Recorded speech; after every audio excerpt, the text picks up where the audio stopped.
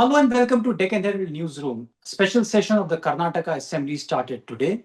It was to discuss the VG Ramji bill, which has been passed by the central government and replaces Manrega, which was earlier passed by the UPA government, which is a job guarantee bill or a statute, a long-standing scheme which the Congress party has cherished and which the state government probably through this particular session as it started wanted to put across a political statement or the opposition of the Congress party to the changes made by the Modi government.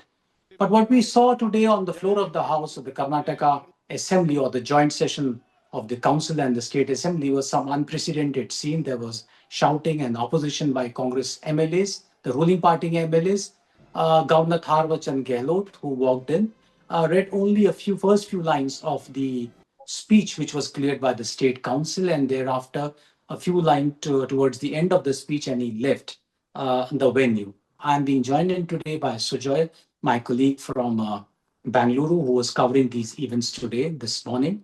And also joining me is Arjun, who is a correspondent from Thiruvananthapuram, and ETV Sivapriyan, who is joining us from Chennai. Thanks very much, all three, for joining me for this discussion. I'll go to Sujoy first. Sujoy, can you explain to us a little bit, give us a sense of what you witnessed on the floor of the House today when you were covering the proceedings, and then we'll probably go on to discuss the merits of this entire debate which has been going on. Yeah, sure. So there was some ambiguity on what the governor is going to speak today. In fact, there was some ambiguity on whether he will turn up or not, because the governor had objected to 11 specific paragraphs which were critical of the central government. But as it happened, the governor did turn up. But when he started reading the speech, which was quite a long speech, it was a speech of 122 paragraphs. He only read out 3 lines in the entire speech. So the first 2 lines, he began with those first 2 lines. And after that, he straight away jumped to the final line, after which he concluded his speech. Now, the point of contradiction here, the technical point was that the governor left before the national anthem could be played. So this did become a bone of contention between the ruling Congress and opposition BJP. That would have been only a political point of contention, I guess. Yeah. So once that happened, there was chaos all around, and the governor started leaving. There were Congress MLAs who were objecting to what he did and the fact that, he did not wait till the national anthem was over. And all this actually, it reached its zenith when Congress MLC, senior Congress leader BK Hariprasad, he sort of confronted the governor at the entrance when the governor was about to exit, and that led to quite some scenes because Hariprasad then had to be pulled back by the marshals, and in fact he even tore his kurta. So that in fact was quite unprecedented, and after that also we saw quite a lot of discussions and arguments between the two sides on the propriety of the entire institution. Yeah, the governor's speech to the State Assembly have remained contentious politically and legally for the last 50, 60 years. I mean, as far as one could recall, in 60s, these precedents started emerging where the governors have laid it on the table of the House or read the half of the speech, especially in states where the ruling party at the center and the state has been different. And obviously, there is a difference in opinion of the polar policies and programs of the two parties, and then governor being the representative of the federal government reading out that text. But yes, I mean, their opinions vary and differ.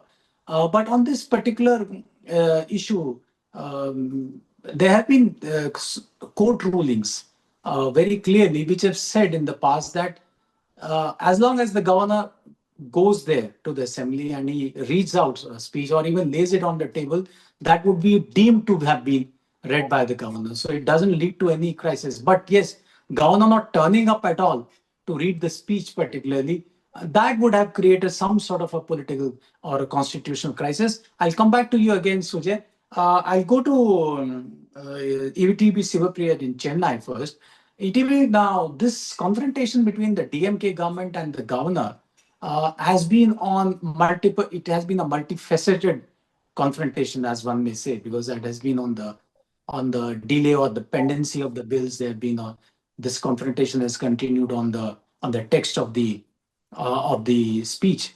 So this time around, nothing new, but I think the state government politically, as it approaches the elections later this year, they tried to make a larger point on federalism in the Indian polity and questioned the very concept or the institution of the governor as a representative of the federal government and compared it to the sedimentary effects of the imperial Raj in the country. Historically, the DMK has been opposed to the post of governor. So, like the DMK founder, Mr. Annadurai, had once famously said that, like how a goat doesn't need a beard, country doesn't need a governor. So, this has been his famous statement made in Tamil. So, like the DMK has had a pathological dislike to the governor's post, but they continue to respect the governor. They actually say that as long as the post exists in India, under the constitution, we will continue to respect them. That is why the DMK continues to engage with the governors. But as far as Mr. Ravi and the MK Stalin dispensation is concerned, they have had a lot of contradictions, lot of animosity between the two. It was not just on the bills, but also on the posts of filling the posts in several universities, selection of vice chancellors.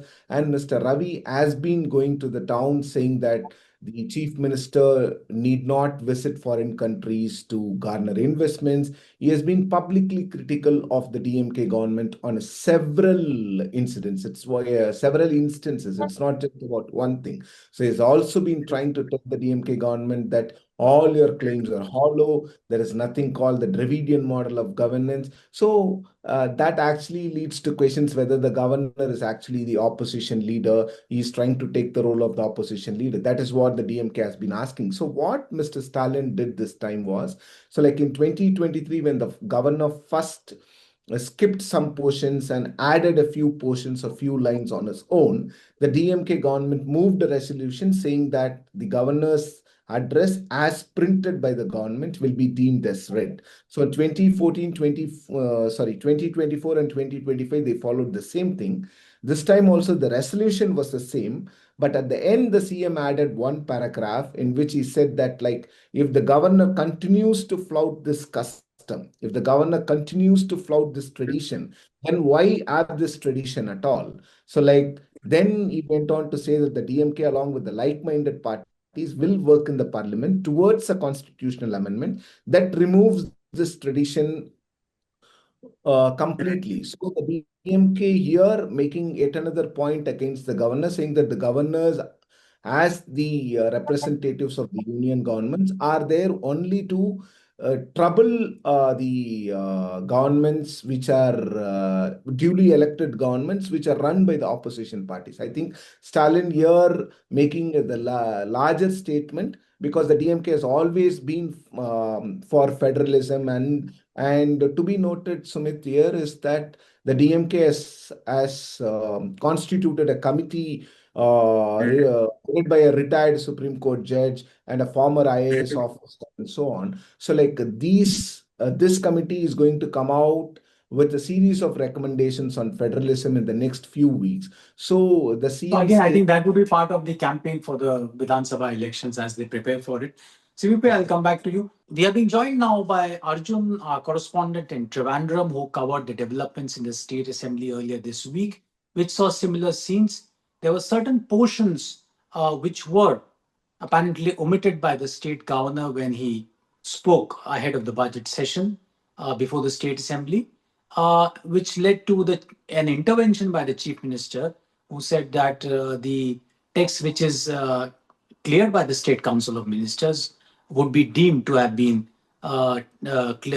spoken or read by the governor, and that would be taken up for the consideration. Now, is that the case, Arjun? Because there have been conflicting reports on exactly what would be taken up for discussion on the floor of the House when the governor's address is discussed. Yeah, as soon as the chief minister raised this issue in the assembly, soon after the governor left the house, then itself, the speaker has ruled that the one cleared by the cabinet will be deemed to have been read that will be the official one. So that will be taken up for discussion in the House. So as you said, there's a difference because earlier in 2024 and 2018, similar issues were there where either some paras were skipped or only the intro or and conclusion were read. But here some alterations were made. So this time around, there was a difference from the Slight difference preceding. that the governor made the alterations. Okay. But what the governor's office later informed us is that these alterations were already informed to the government, and the But government was this through a proper communique by the state governor office, or was it an informally communicated to journalists? it was only informally communicated. Governor's office didn't issue any formal clarification, but they informally informed us that they had communicated to the government that these changes need to be made. And what they claim is that government agreed to it, but they didn't send the revised one. Hence, the governor went ahead with his alterations. Okay, I think that's a technicality, but yeah, because if one were to look at it, now the governor's speech is technically the policy statement of the state government. Yes. It's cleared by the state council.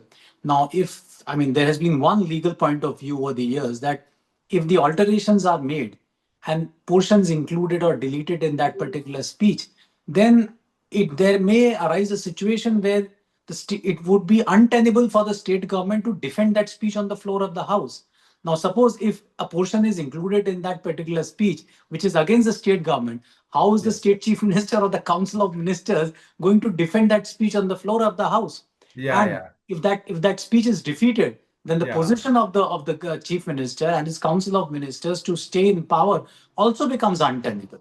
So I think these are technicalities which have been pointed out by legal luminaries over the years, and these are the gray areas, and which is why a larger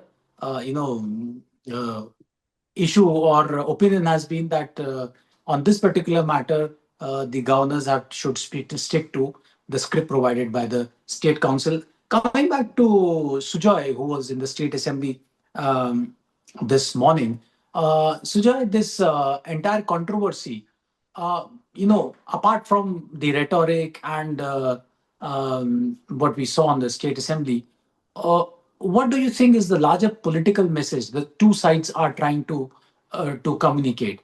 Obviously, every event or legislative event also is associated with a certain messaging or a narrative which political parties on one side, and in this side time also governor is also involved as a representative of the federal government. What is the larger political messaging that you see in this entire event?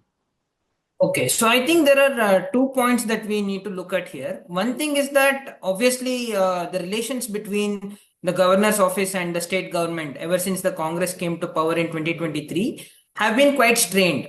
However, no event of this magnitude has yet happened because if we see in the last 2-3 years, the governor always read out the speech as given by the cabinet without any modifications. So this was a step up from what we have seen earlier. Now, another point that we need to mention here is that... But tell me, earlier governor read the entire speech on the floor of the House, you're saying? Yes. At least this governor. There have been instances many years ago where other governors like Raj Bhavan and others... They tabled it. But this governor has so far always read out his speeches. So that was a slight escalation in the conflict between the government and the governor. Because the issue involved is in Manreka, one of the flagship schemes of the erstwhile government, and the changes recently brought in by the new government. Exactly. I think that was the whole political point of the fight between the two, governor and government. Because of the 11 paragraphs which the governor wanted to be removed, as far as 9 paragraphs at least were directly related to the VBG Ramji Act, which repealed Narega. So the government was very strong in its statement condemning the new changes and how they feel this brings in adverse changes. Now, if we see from that standpoint, and especially from the point of view that this session has been called solely to discuss the Narega issue, I think the stage has been set with today's developments. Now, over the next 7-8 days, we'll once again see confrontation between the two sides.